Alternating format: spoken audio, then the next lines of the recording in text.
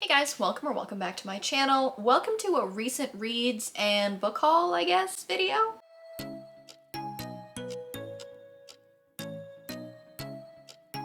I don't think I've done a recent reads or a monthly wrap up or anything remotely along those lines at all once this year. I am not going to go through everything that I've read in the last 4 months because that would take a really long time. But unbeknownst to anybody, unless you follow me on Instagram, which I did post over there, I did do the Orilium Academy read along, magical readathon, which I had done in years past and then I wanted to get back into again this year and I was really excited to do that.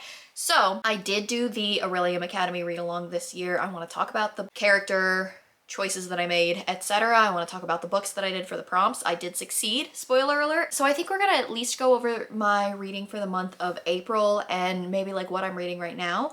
And then I'm also gonna talk about the stuff that I picked up recently book haul wise. It's not gonna be that big, I guess. It is going to include the stuff that I picked up on Indie Bookstore Day, which was really exciting. First, let's haul some publisher mail really quick. So the first one that I wanted to talk about, I was sent by Penguin Random House, adore them. I am a Penguin Random House partner and they sent me Business Casual by BK Borison. I have yet to pick this up, but I am super, super excited for it. I know all about it and I've obviously heard nothing but amazing things about BK Borison's writing, so I am very excited to read this one. Then I won a sweepstakes from Tor.com on Instagram and I was sent an arc of Kill All Wizards by Jedediah Barry.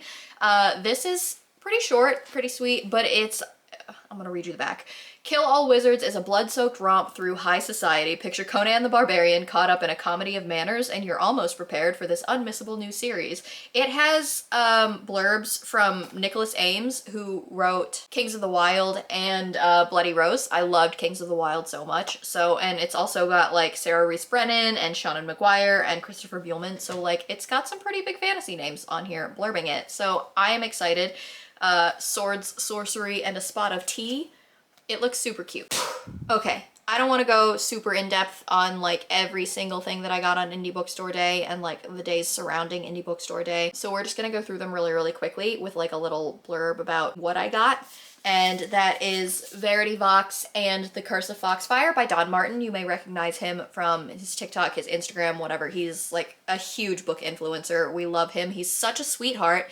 He was doing a signing near me, so I did manage to go and get this signed, and I was so excited to meet him. He's so nice. At that same bookstore, I picked up True Companion by Margie Janes. This is a second chance romance. I think that there's some tragedy going on there, and it's college age. This author was also doing signings at that same bookstore, and I was just excited to be able to support both an indie author and an indie bookstore at the same time. Similarly to that, but at a different bookstore, I picked up Too Kolsch for Comfort by Victoria Hamill. This author was also doing signings at a local bookstore near me and I hadn't read anything by her before. I believe this is a fake dating trope.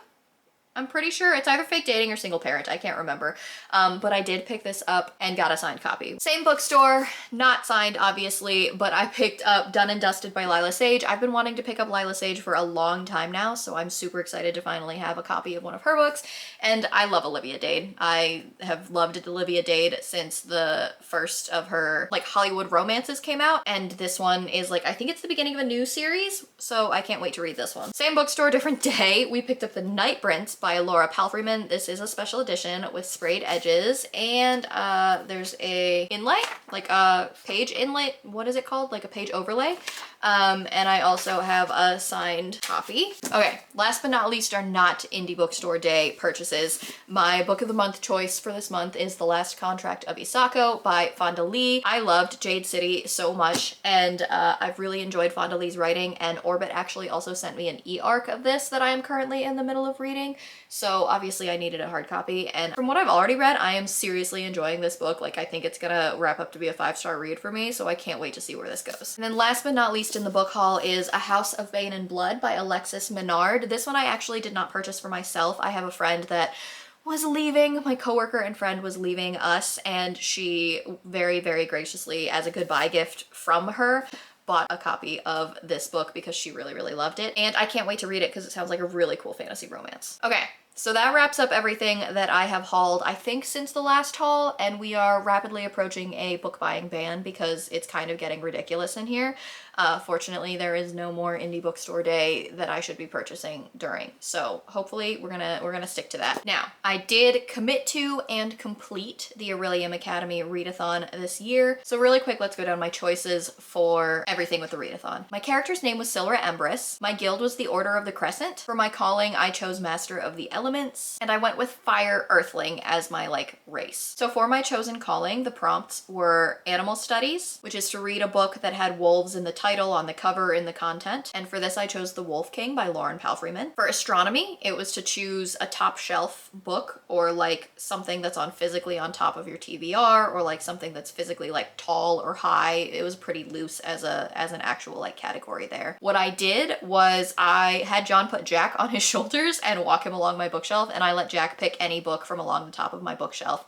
And what he chose was A Wish in the Dark by Christina Sundthornbott. The next one was Conjuration, which is a book that you see a lot that intrigues you on social media. For this one, I chose Scion by James Islington for a couple of reasons. One, it's a novella, so it was short and sweet. Two, I had the arc of it and I was really, really excited to read it. And three, James Islington is popping off in social media right now in terms of the sci-fi fantasy world. So getting to read his newest sci-fi novella, I was so excited for. So that was my pick. Elemental Studies was a temperature. If you hear click clacking, it's Loki. Elemental Studies was a temperature word in the title, so cold, hot, heated, something along those lines. This one was a little hard. John and I were both searching for something that would fit, that I wanted to read and was something that was interesting to me. And I went with Cold Hearted by Heather Gare. I'm not sure how to pronounce her last name, I'm so sorry, which is a shifter romance in Alaska. For Restoration, you had to ask for 5 recommendations of 5-star titles from people. I did put out a poll and I got a few recommendations, and the one that I chose was The Immortality Thief by Taryn Hunt. When I tell you that I freaking adored this book, thank you so much to my friend Alatazaria on Instagram for this recommendation. I will link her page down below, but oh my god, I adored this audiobook so freaking much. Then my final prompt was shapeshifting, and I was to flip a coin, and if it was heads, it was a book under 400 pages, and if it was tails, it was a book over 400 pages. Go figure, I picked over 400 pages, but I had agreed with a couple of friends at work that we were all going to be reading Fairytale during the month of April, and I did that. So I read Fairytale by Veronica Lancet. So yeah, let me talk about those books really quick. Cold Hearted took a couple of unexpected turns, for the record.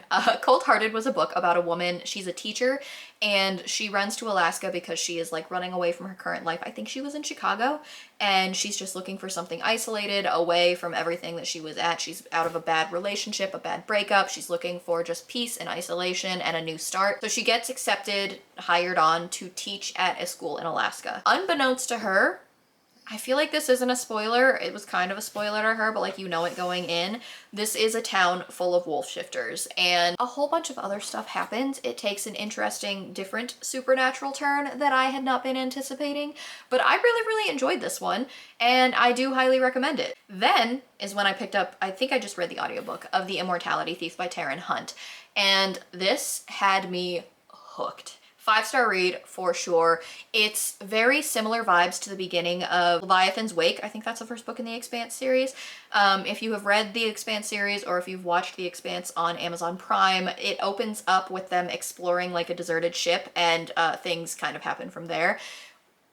In this book though, the whole plot takes place on this abandoned ship, and essentially, Sean Wren is the main character, and he's a linguist and he's a criminal, he's a smuggler, and he and his best friend get hired along with somebody else to go on a job to find something aboard this abandoned ship. Now, this abandoned spaceship has a distress signal that's being sent out and is right next to a star, I think, that is about to go supernova, so the time is running short, and he has been hired to go and retrieve something from this ship with his best friend. Now, when he gets there, shit hits the fan. There's no easy way to say that. Shit hits the fan. He meets people he does not expect to meet. He befriends people he does not expect to befriend. Secrets about society and everything that he's known his entire life come to light, and he spends a lot of the time with these two unexpected new friends on the run throughout this gigantic ship. There is a second book. I cannot wait to pick that up. It is very rapidly moving up my TBR, and it is so, so good. The stakes were high, it was fast-paced, it was everything that I was looking for at the time, and it pulled me out of a bit of a reading slump. Then I read Fairy Tale by Veronica Lancet, and when I tell you it definitely was over 400 pages, it is like 700 pages of twists and turns and like gothic horror, dark romantasy kind of vibes. Everything that you don't really expect. So you follow Darcy, and she's an English teacher, I think in Boston, and she unexpectedly gets a call that a long lost relative, I think her dad, maybe her dad, like her long lost father, has passed away, and she needs to be there for the reading of the will. So she goes to Fairydale, Massachusetts, and kind of like leaves everything behind and finds out that she has inherited things from her father. She's illegitimate, and her mother died when she was young, so she was an orphan.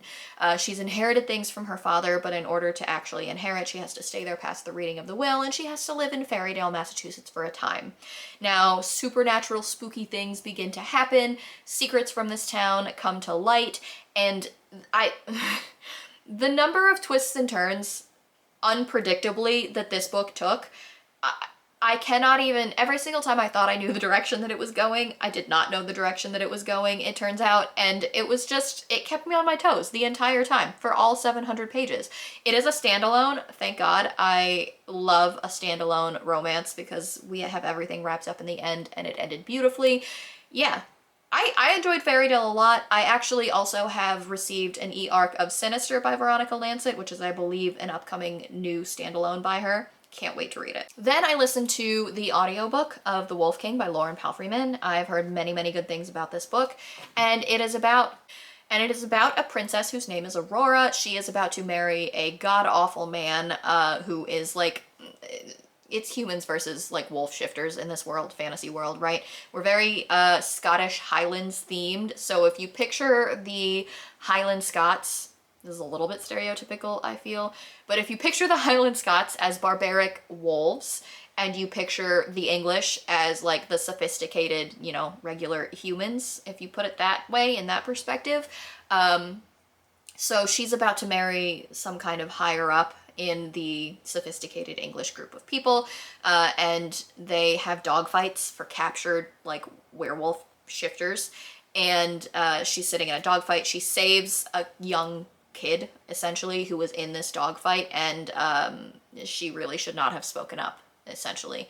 Her father is the king, and I don't remember the role that her fiance has, but essentially she saves this kid, and it sets off a chain of events in which she has to then choose. She gets a choice whether or not she can leave when the wolf shifters escape, because there's an escape plan that is in place that is about to happen, or she can stay and, or maybe they were just going to kidnap her anyway. I don't remember the specifics, but essentially she chooses to go, and long story short, obviously she decides to side with the wolf shifters, because how else would this be a romance? But some surprising twists and turns happen that I was kind of anticipating a little bit, but I'm not really sure where the second book is going to go. So I did, earlier I told you, I picked up The Night Prince, and I'm super excited to read that. Because the way that the first book ended, I would love to see what's going to happen next. Next was A Wish in the Dark by Christina Soonthornvat, and this was really near and dear to me because the author is Thai, and this is a Thai middle grade, I think, fantasy. Very Thai inspired, very heavily steeped in Thai lore, and it was such a good, cute, sweet little read. Obviously shitty stuff happens because you have to have a bad guy, right? And so in this world, you follow Pong, and Pong is a young boy in this world where if you are born in a prison, you are then also a prisoner until you reach a certain age, and then you are like willfully released from the prison. So he is pretty young, and he and his best friend are in this jail because they were both born there, but he can't take it anymore. He escapes and goes to be a monk for a little while because he's been rescued by a monk. And then a few years after this, he makes it back to the city from which he escaped from, again on the run. Now in this world, this particular city is run by somebody named the governor, and the governor rules everything with a tight fist and has some very strict rules regarding people from the prisons, born in the prisons, and you have like the higher echelon of society, and you have the lower echelon of society that is oppressed and struggling, etc., etc. There is a resistance in which they are trying to show the governor that like they are being oppressed and they will not tolerate him anymore. And it's just a cute little coming of age story, learning to overcome your fears, learning to like recognize like how to help people around you and how to be more empathetic of that. And it was just such a good read. I cannot wait to recommend it to not only my son, but to my nieces now that they're old enough to start reading things like this, because it is steeped in a lot of stuff, a lot of the culture that we grew up around. Also, the story's just that good. I loved it so much. Then I read Scion by James Islington. This was an e-arc. I believe it comes out this September. This is his sci-fi novella debut, and I'm pretty sure, I don't think he has any other sci-fis out. And you follow Azure, I've never known how to say that word. I'm gonna go with Azure. He is an assassin for hire, kind of, in this world where you can pretty much choose to modify your body to live forever. They're called lifers. And he is a person who gets hired to essentially kill lifers once they've exceeded their usefulness for society. Because obviously people that live forever and never die do kind of become a drain on society and resources. Usually he gets hired to kill these people, but now he's been hired as a guardian for somebody who's the opposite of a lifer, I guess. It's just like a really old woman. And he doesn't really know anything about what he's going into in this situation, but he does find out that he is supposed to guard her with his life, and so he does. And shit hits the fan and everything gets really crazy, but it's humorous and there's lots of twists and turns, and I have to say that I need more. I need to know what happens next. I need to know more than the cliffhanger ending. That's all I'm gonna say about that. I would like more of this story. Pretty please, James Islington. Then I read Operation Happily Ever After by Evangeline Williams. This is a cute little novella. Listen, I love Evangeline Williams. I love everything that she's ever written. This is a cute little novella following the characters from Say You Will, Henry and Frankie. They are just trying to get some alone time, even though they are the best man and the maid of honor at this wedding. He is just trying desperately to get some alone time with his wife, and it's just a cute little rom-com happy novella about these two characters on the day of their friend's wedding as they are trying to just have some fun. That's all I'm gonna say about that. And it was cute, it was adorable, I loved it. It just recently came out. You can download it on Kindle Unlimited. It was a great time. Next, I read Braving the Storm by Elliot Rose. I'm on the art team for this through Kensington Creator Circle, and also I think through Crowns and Chaos PR team. So I was fortunate enough to receive an advanced copy to read this book because it is getting re-released with brand new editions, beautiful editions. This is an age gap forbidden romance about Briar, who is trying to escape her life. She's trying to escape a bad relationship. She runs away to what she thinks is her cabin in the middle of, I want to say, Montana. And so she escapes, she runs away, and unbeknownst to her, her estranged uncle by adoption only, I'm going to specify that, has been living in this cabin that she thought was left to her in her father's will. And so she's a little taken aback. She hasn't seen him in a very long time and is surprised by the feelings that she has for said non-biologically or even emotionally related uncle.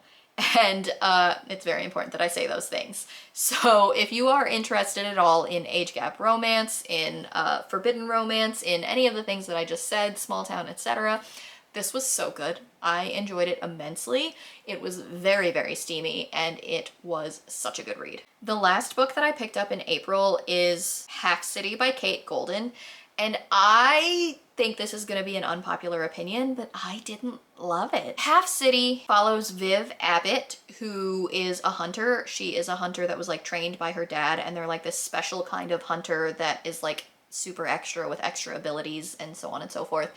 And she gets accepted preemptively into this place called Harker Academy, which is like a college essentially for hunters. It like trains hunters and so on and so forth. One of her instructors is a demon named Reed, and while she's attending these classes, pretty much she starts to feel things for him and he starts to feel things for her. And long story short, obviously it's romantasy, right? I listened to the audiobook of this and I have a couple of bones to pick. I think that it was marketed as Friends, like for like people who were fans of Crescent City, which is fair. It's very urban fantasy Crescent City vibes, although if you ask me, Viv is perhaps a little bit too much like the main character from Crescent City, and there's just a lot of stuff that kind of correlated a little bit closely. I'm not trying to say it's derivative. I'm not trying to say it was copied at all. It was just, there was a lot of stuff that was like beat by beat, a little bit too familiar, maybe a little bit too predictable for me. That's not even my biggest gripe because like I did mostly enjoy the story itself. Viv kind of pissed me off with several of the decisions that she made. My biggest gripe, and I'm going to let you all know this right now, I don't feel like it's a spoiler. My biggest gripe is that it's marketed as having Teddy Hamilton as one of the audiobook narrators. And so if you listen to the audiobook, I think that there are spoilers that you're going to get that you would not get had you read the book physically. So Teddy Hamilton is, like I said, marketed as being one of the audiobook narrators. He's on the list of narrators for this book, right? Teddy Hamilton does not come into this book until in the last 25%-ish. He's in like 2 chapters and he narrates one character's voice. I'm not going to say any more than that, but I don't like how that was done because it sets up perhaps what feels like a love triangle that I would not have anticipated coming had I not only heard Teddy Hamilton's narration for one person's voice and one person's voice only, and that is not the male main character that you got for the entire rest of the book, which felt a little bit unnecessarily spoilery to me for the rest of the series, and I don't know if that's enough for me to read the rest of the books or not, because I really don't like having had that done in that manner. And I know I'm not the only person that has criticized this. I've seen other people, because I immediately took to Reddit to be like, what is happening right now? Other people felt the same way. Other reviews on Instagram felt the same way. I don't think that was well done. That being said, I ended up giving Half City a 3-star review. I probably ranted about this for longer than it needs to be done because it's not like I hated this book. I just hated that decision that they made to tell you that Teddy Hamilton was going to be a narrator in this book and then only give him a character that doesn't show up until the last 75%, who is not the male lead, who we perceived to be the male lead. You know what I mean? That being said, that is the end of my April wrap-up. I have been talking for entirely too long. So we are going to wrap this up. That is my April wrap-up. That is my recent book haul. That is my indie bookstore book haul also. So I'm going to stop talking for this video. I will talk to you guys in my next one. Don't forget to like, comment, and subscribe. It really helps out my channel. Down in the description box, you're going to see links to my Goodreads, my Storygraph, my X, my Threads, whatever, I don't know, all of the things, Instagram if you want to follow me on any of those. You're also going to see a rep code for Unplugged book box, which is down there as well. Go check them out if you haven't. But that's it for this one today, guys, and I will talk to you on the next one. Bye!